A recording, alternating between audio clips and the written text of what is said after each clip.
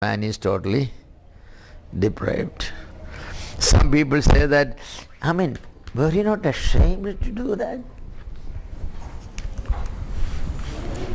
Well, if he is honest, he will say, because he is not honest, he may say that I was, but if he is honest, I may say, ashamed for what?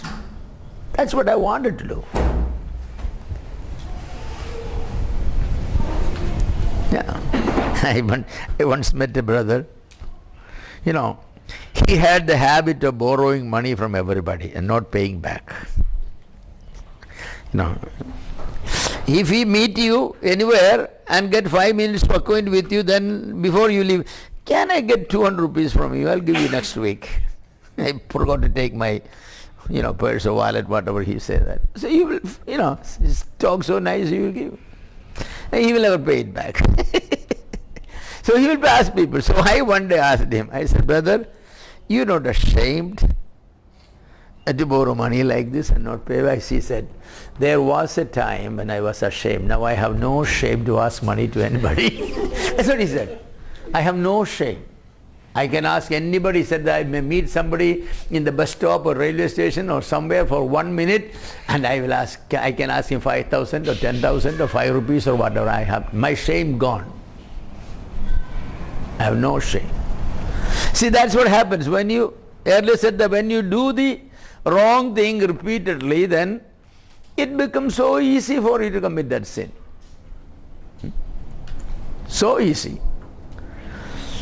But for somebody to borrow money like that with the intention of not paying, for the first time it would be such difficulty, Even if you are persuaded, I'm going to, you may not. You go up to him and then talk about some other things and then you return. No, I can do that, Lord. I can do that. A lot of people do sin like this. The total depravity, is so deep and deeply rooted in our will and in our every faculty of our personality.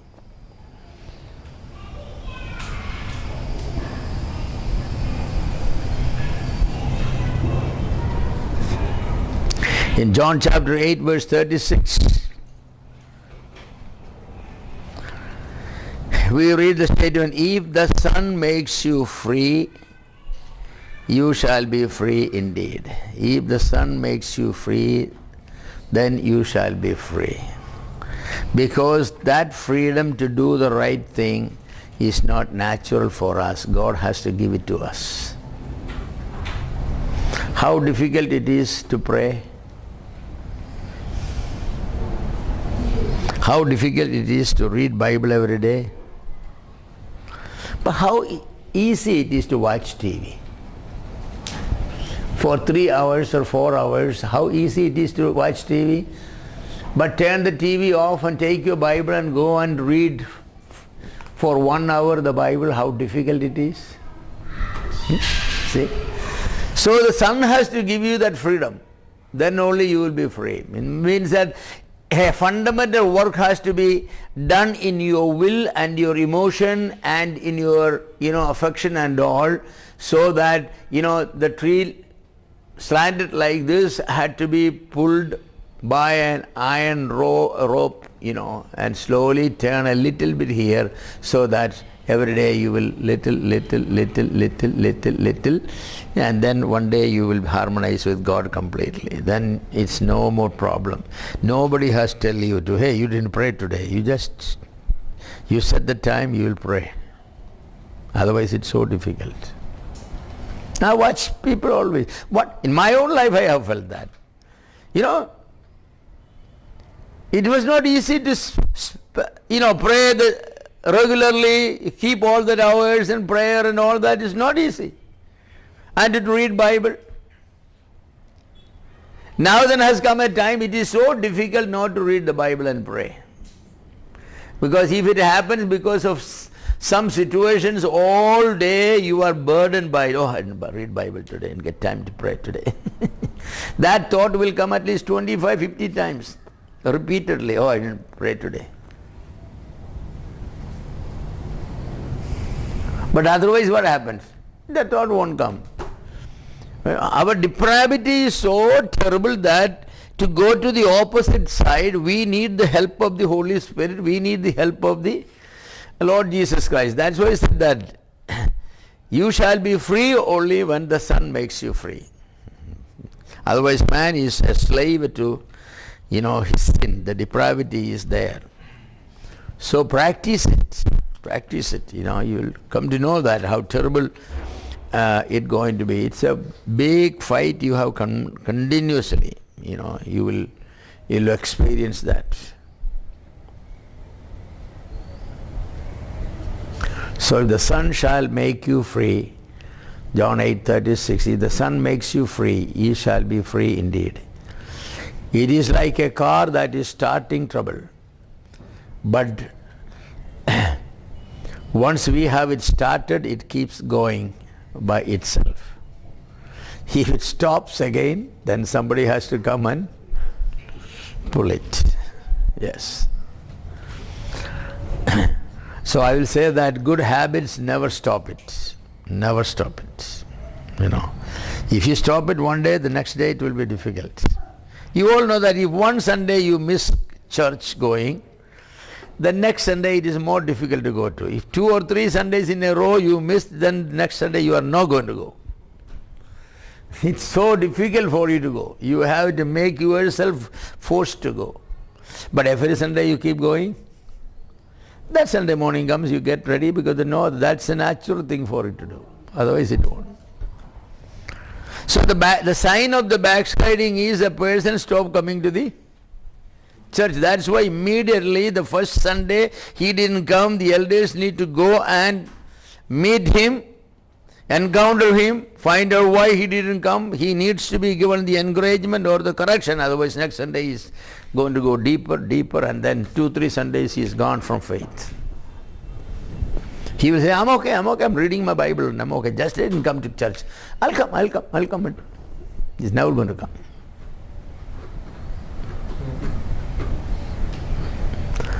You may have experienced it. That's true. So the depravity, the pull of the depravity, we can overcome only by the help of the Holy Spirit, the help of the Lord Jesus Christ. This is where prayer comes. Every day we cry before God for that upward pull. Lord, give me the grace to, liberate myself. I cannot liberate myself, but give me the grace to be liberated from this downward pull of the depravity. It's there in every area.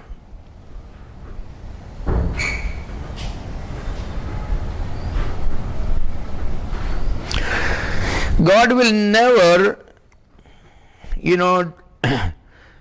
God will never originate an imperfect thing in us because God is perfect. God cannot originate anything that is imperfect. God only creates. That's why after creation, what did God say? He saw everything good. Everything good. There was not one item God created that was bad or, God made the statement excellent. Everything is excellent. Actually, the last statement that God saw everything He created is very good. Very good, excellent. God cannot make anything imperfect. And sin, what happens? Sin cannot make anything perfect. So diametrically opposed. So we have been under sin and everything was imperfect. From that point, our journey starts where we have to come an end where everything is perfect. So that's why there's justification and sanctification and glorification and the work of the Holy Spirit and everything is to convert. And if God will be given a time for saying His testimony, He will say how hard it was to convert some of us. If God ever gives testimony, I'll say, boy, I have many experiences, but with this man, I had the hardest time. I pull him this way, he goes back that way. The lack of interest, lack of cooperation and the commitment to do evil is very difficult, very difficult. Oh God, the Father and Holy Spirit and Jesus Christ and the bunch of angels are all surrounded, are in between that one we slip and go do sin. In between that. You ever heard the story of Abu and the Arab? The very rich Arab, and Abu was his servant. The Arab was gone to buy diamonds, very precious diamonds, so he bought crores and crores rupees worth of diamonds, and on the camel, it was very much it's packed up and hidden in the what you call those paraphernalia that you put on the camels and all the seats and all, and so they had to go through the night through a wilderness, and the pirates are there, so they will come and steal everything. So Arab will sleep an hour, Abu will not sleep. The Arab will sleep, the Arab will. They take turns because somebody has to be up. So when the Arab is supposed to be sleeping, he cannot sleep because it is his diamond, So he will lay down, and Abu is sitting there, and so Arab will ask in 10 minutes, Abu, yeah, what are you thinking now? Well, I'm looking at the stars and how beautiful Allah made the stars and all these things. Okay, in 10-15 minutes, what are you thinking now? You keep asking. So one time he asked Arab, what are you thinking now? Oh, Master, you were there, I was here, I was awake, and I was wondering who came and stolen the diamonds. One moment Abu looked, the boxes and all those things, there it's gone. So that's about the sin, All the angels and everybody is up and looking at, in between somehow we just sneaked away and done this sin, and they say, how it happened? The depravity has a downward pull, The gravitational force is pulling us down. And so we have to be cooperating with that. We should not be like Abu. Abu went to sleep. And the pirates were watching. When both went to sleep, they will get it. So any lapse in us is terrible. That's why all the exhortations in the New Testament against backsliding, be watchful, be pray that you will not enter into temptations, and all, how many, exhort one another lest we lose our faith, all these things. It's so easy for a believer in whom the work of grace has been done still to fall back because the depravity there. The depravity is there. Until we die, the principle of the depravity will be there. But as I said, that good habits continuously practiced become better and better. So we stop doing the bad things, start doing the good things. By God's grace, then those good things will pull us up. So we encourage our people. That's why I say, have you quiet time practices every day? So it takes so difficult to have quiet time practices, worthy. Of course, you can read one verse, the Lord is my shepherd, I shall not want. Okay, I have quiet time, Lord, yes, yeah. I had my quiet time. Prayer, yes, Lord, you are my shepherd, yes, amen. But that's where you start, That's where you start. But it's so difficult. You teach your children to brush. When little babies, you teach them to brush. One day you miss teaching them, the next day they will not brush. You have to keep, doing it. Then after a while, the child won't ask, can I get a cookie? Do you have brush your teeth? Yes, I did brush my teeth. Good, have the cookie. It's difficult to establish a good habit. That's true about believers also. So if the Son makes you free, we are free. And thank God the Son has made us free and the Holy Spirit is in charge. But as in spite of all these things, the tendency to, backslide is there, and we needed to be so careful. Yes. The infinite, uncreated, eternal will cannot cause any defective thing. So whenever we backslide or do something, we should never say God is responsible. That's why James said, God will never tempt us to do evil. God will never tempt us to do evil. God cannot be tempted with evil, and God will not tempt us to do evil. That is contrary to the nature of God, because He is an infinite God. He cannot be involved in finite activities. No. It is contrary to His character. Sin is not eternal. And therefore an eternal God cannot be messed up in doing something that is purely temporal. But holiness is eternal. Holiness is eternal. Sin is not eternal. Holiness is eternal. Sin is not necessary, Sin is not necessary. But holiness is necessary, because without holiness no one can see God. Holiness is necessary. Sin is not necessary. For this reason, sin is a negation, a defect rather than an effect. To originate sin, no power is needed, but only weakness is needed. Yes. The possibility of sinning is not an excellence, but a deficiency. It is one of the limitations of the finite. So, to commit sin, to commit a murder, you don't need any power, really. You don't need any help. It's all deficiency. It's all deficiency. It's all the lack of something, the lack of a fear of God, the lack of clear conscience, the lack of morality, the lack of ethics. It's lack. It's a deficiency. It is one of the limitations of the finite, yes.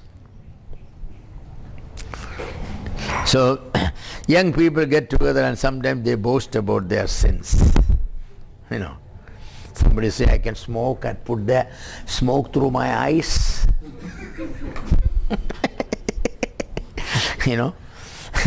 I can put 2 cigarettes in my nostrils and I can, puff it out like the jet going, I say, you don't need any special ability for doing this nonsense. You need to be a degenerate man. You are so corrupt you can do it. Normal person breathe through his nostrils, doesn't, exhale through his eyes. You inhale through your nose and exhale through your eyes. So you should be so corrupted. People clap their hands and compliment him. I say, why clap their hands and compliment him? He is so wretched person. God did not create eyes for exhaling smoke, did He? So people do things like that. Lot of bad things they will do. And then people will compliment them. Hey, great. You know what he can do? What he can do? He can do this sort of things. Well, we sometimes, people appreciate the evils. That's the problem. When God created man, the equation was, I ought, therefore I can. As long as man remained the possessor of original righteousness, the law of God was not above man's reach or strength. But once man was stripped of the original righteousness, the law of God became above man's reach and capacity. He needs divine help to obey God's law. Romans 8:3. Because it was weak through the flesh. So he needed the extra help. That's the success of the story. That's the story of the success of believers. We have that extra help in the Holy Spirit.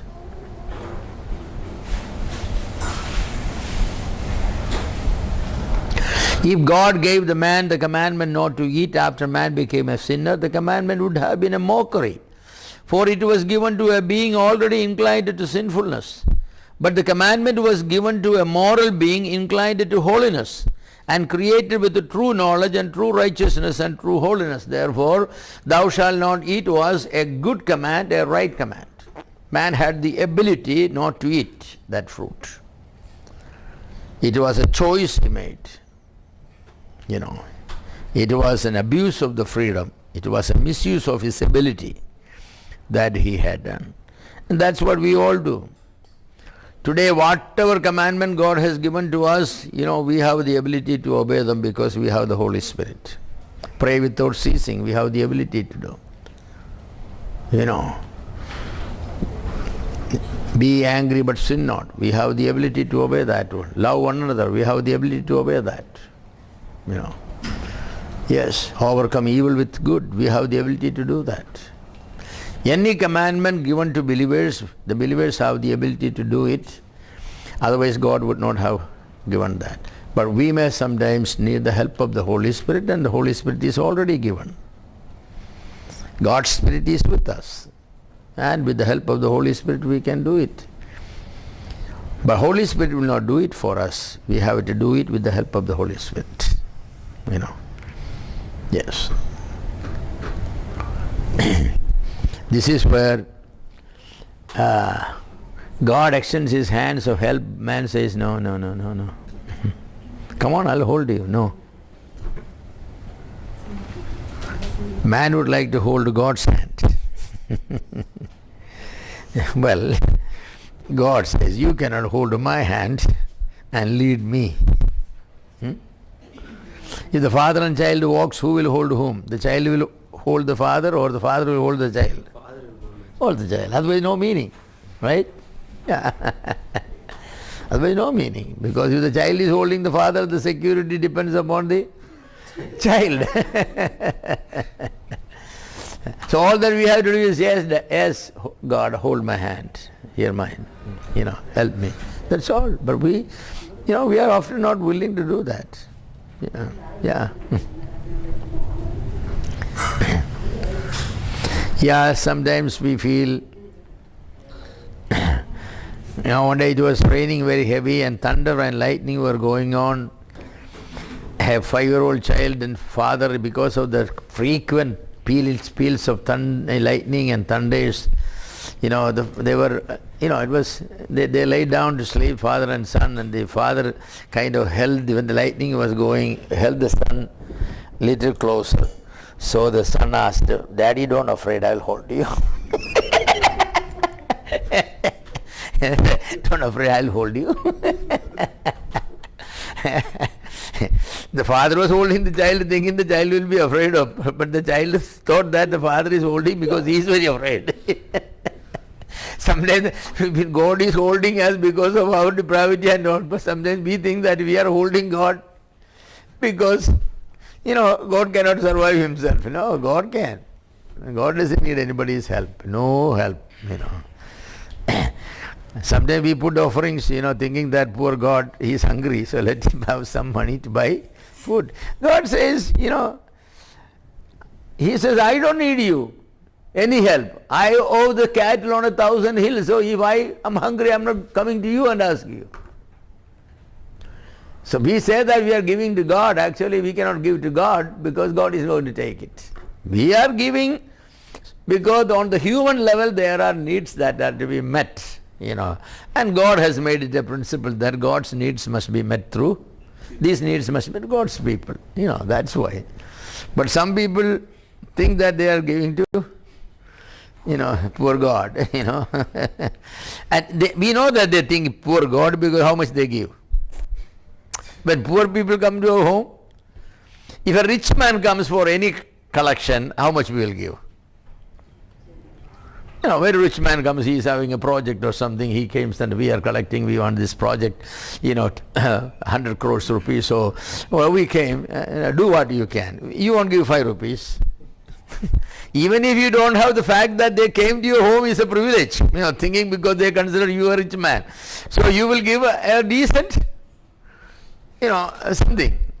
But a poor man comes, 1 rupee, 2 rupee, we can give. So we consider God a poor person. All these bus conductors and drivers in the morning when they take the bus, what they do? They take the bus, they start the bus. The first, cross or wherever money could be put, they see, they get down and put 2 rupees. Then they see the temple, there 2 rupees. And the mosque, they put 2 rupees. Then the police stops, they pay 5 rupees. See that? To God 2 rupees, the police 500 rupees. So, what view we have about God? Most of the people think God is a poor person. They treat God real, like a poor person. So why can't they put the 500 to God? I mean, whatever the concept of God is wrong, but still giving to God. Put 500 and give the 2 rupees to the police. It never works out that way. It always works out the other way. Okay, take our break.